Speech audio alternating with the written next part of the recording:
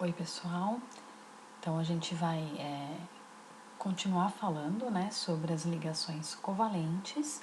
Nesse vídeo, eu vou apresentar para vocês algumas exceções às regras do octeto, né? Existem algumas, não são poucas exceções. A regra do octeto, ela é bastante útil, mas embora seja, a gente chame de regra, ela possui várias exceções, né? E é importante que vocês as conheçam.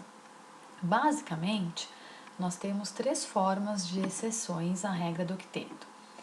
A gente pode ter moléculas com número ímpar de elétrons, e portanto a gente não vai ter pares de elétrons, né? Vai ter pelo menos um elétron desemparelhado, a gente vai falar com mais detalhes daqui a pouco.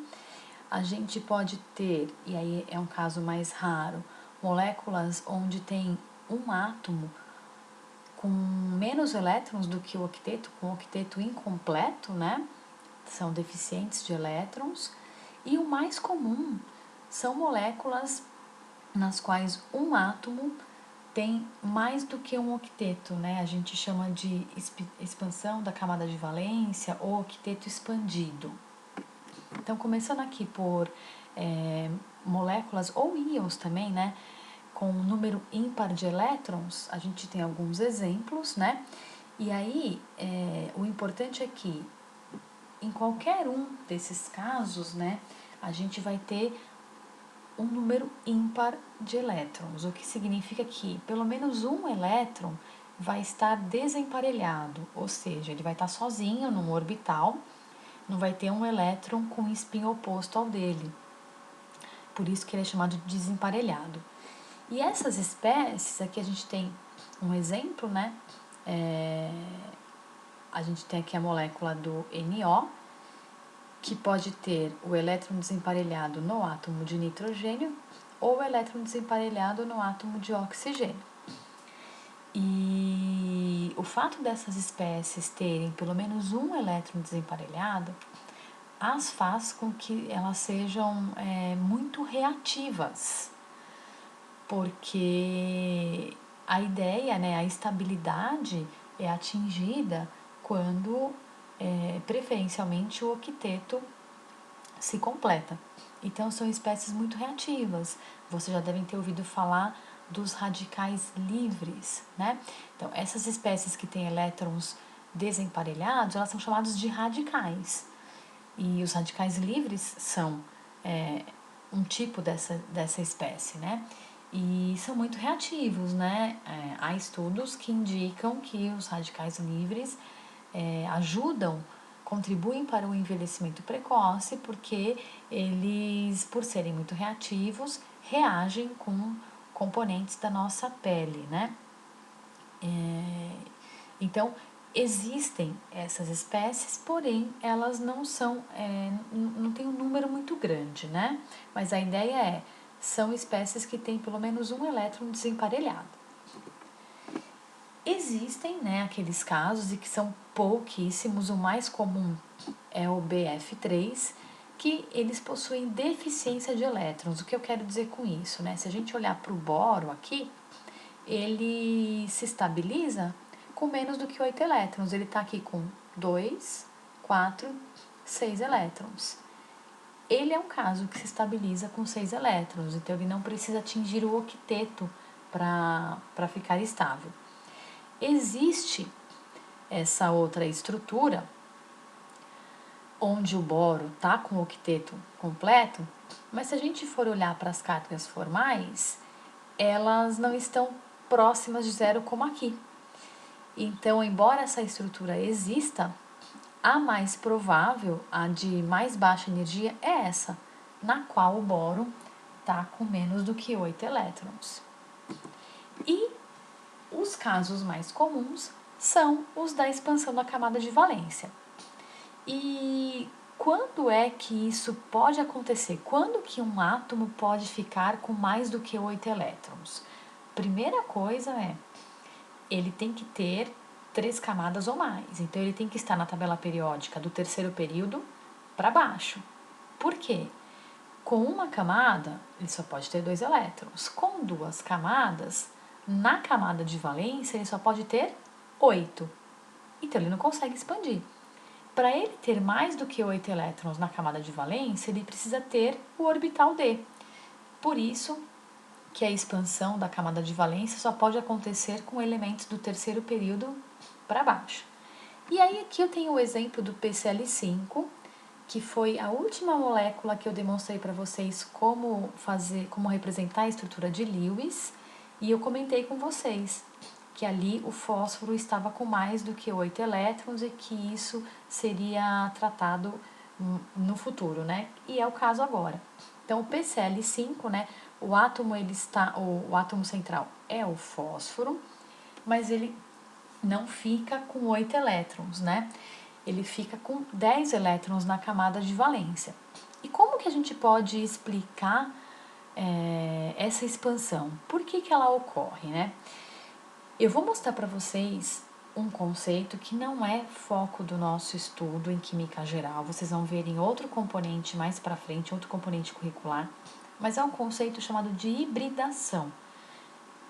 A hibridação, nesse caso, é o que explica essa expansão da camada de valência. O que é a hibridação? De forma bem simplificada, seria uma espécie de fusão de orbitais diferentes.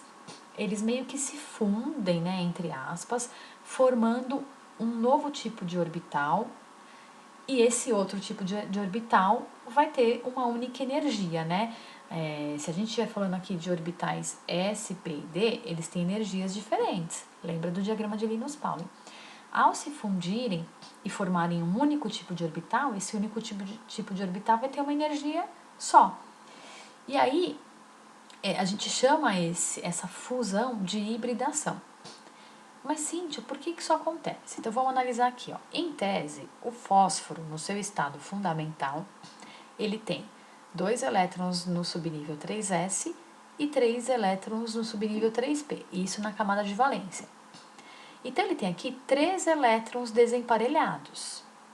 Em teoria, como esses elétrons estão desemparelhados, há um espaço em cada um desses 3 orbitais para que outros elétrons entrem com spins opostos a esses aqui, e aí ele poderia então fazer 3 ligações. Então, entra um elétron aqui, outro elétron aqui, outro elétron aqui, e ele faria 3 ligações. Mas por que no PCl5 ele está fazendo 5 ligações?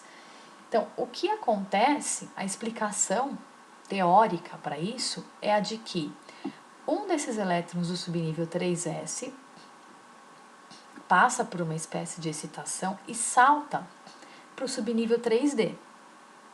Ao saltar para o subnível 3D, a gente tem agora 5 elétrons desemparelhados.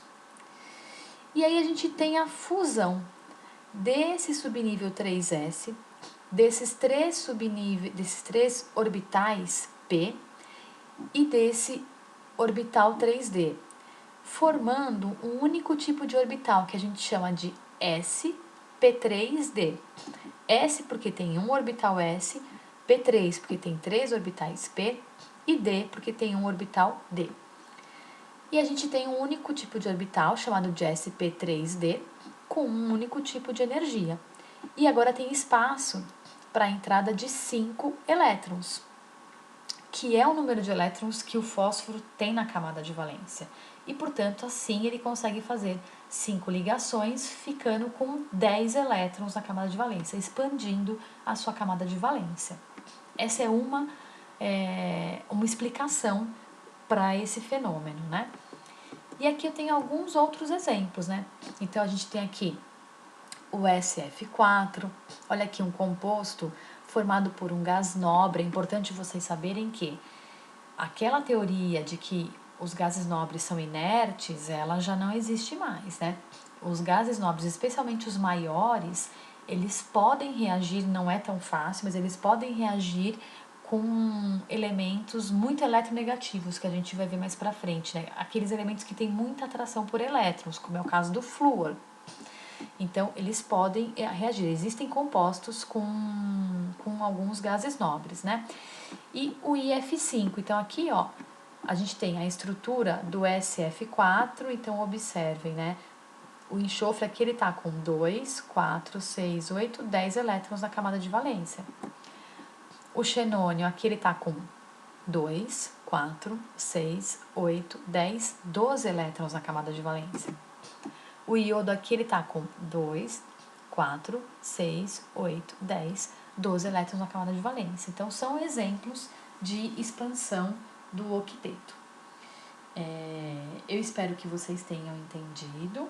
A gente não vai, novamente, né? A ideia aqui não é que vocês compreendam com detalhes o conceito de hibridação.